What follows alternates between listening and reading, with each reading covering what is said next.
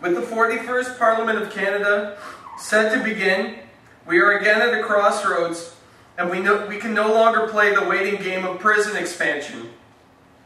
This approach to conflict resolution resolves nothing, but instead kicks the ball further down the field for future generations to deal with, deepening victimization.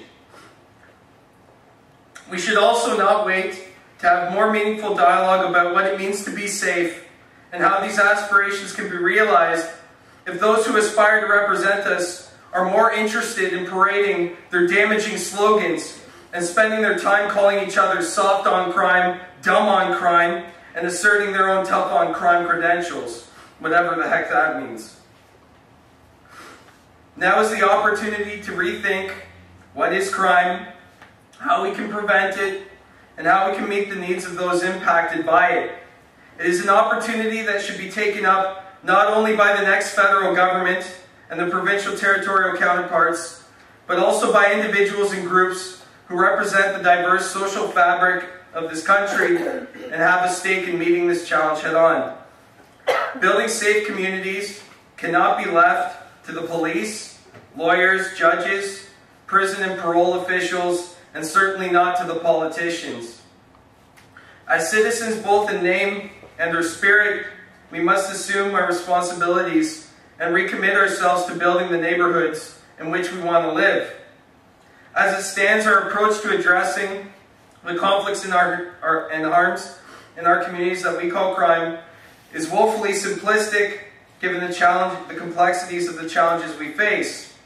And as a consequence, the needs that are engendered often go unmet, leaving a legacy of trauma that far too many of us live with on a daily basis.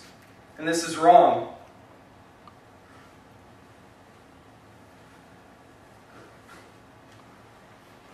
Irrespective of whether the rate of crime, reported or unreported, is going up, down, or remains stable, we should not be disputing whether or not something should be done. However, the focus of a national conversation should be on how scarce resources can be allocated to prevent victimization and best meet the needs of the victimized and criminalized.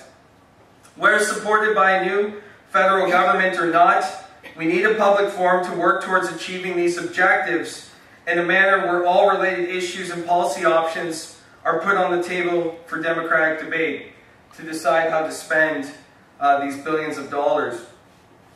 The discussion could be guided by a number of substantive questions related to effectiveness, fairness, justice, and value for money.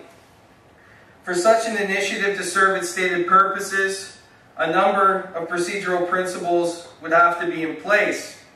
If the goal is to generate ideas on how to conceptualize and respond to crime in a manner that is inclusive, a forum must operate in a way that reflects this objective in its own practice by being open to all who wish to submit testimony, evidence, and proposals in various forms of expression, not simply policy briefs in the standard oral presentation like the one I'm giving right now.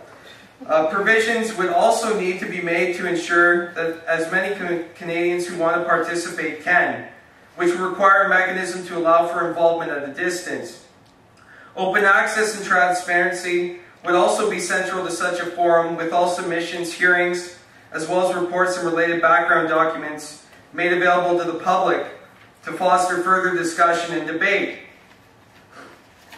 So this proposal for a national conversation on victimization, prevention, and meeting the needs of those who are victimized and criminalized is intended to spark a broader discussion on how we can work towards safer communities. It's not intended, to set the terms of debate, but to provide an idea of what such a forum could look like in the hopes that others will provide their input and bring us closer to having this much needed broad-based discussion. The success of such an initiative, if it is to get off the ground, depends on a number of things, including adequate representation of stakeholders, facilitators that are perceived to be credible, the availability of resources to support the process, and above all, the will amongst interested individuals and groups to take the necessary time to engage in meaningful conversations about these important issues.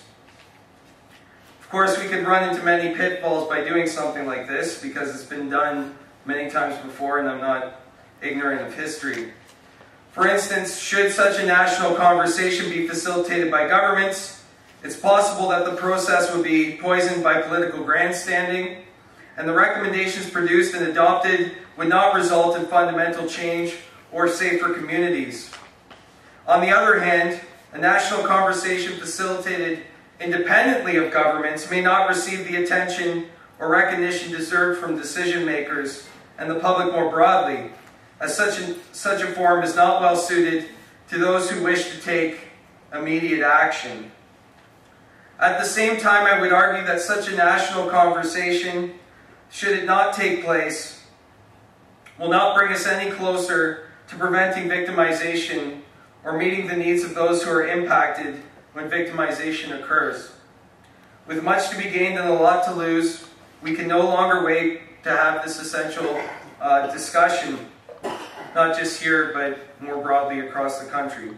So thank you for your time, and I'm going to wrap up by doing something that I haven't done too often before in the context of presentations. I'm going to play a song that kind of just summarizes my thoughts on the current state of imprisonment in Canada. I'm not sure how this is going to work with the microphones and with the sound, but I'll try and make it work, and if it doesn't, well, it doesn't, right? So.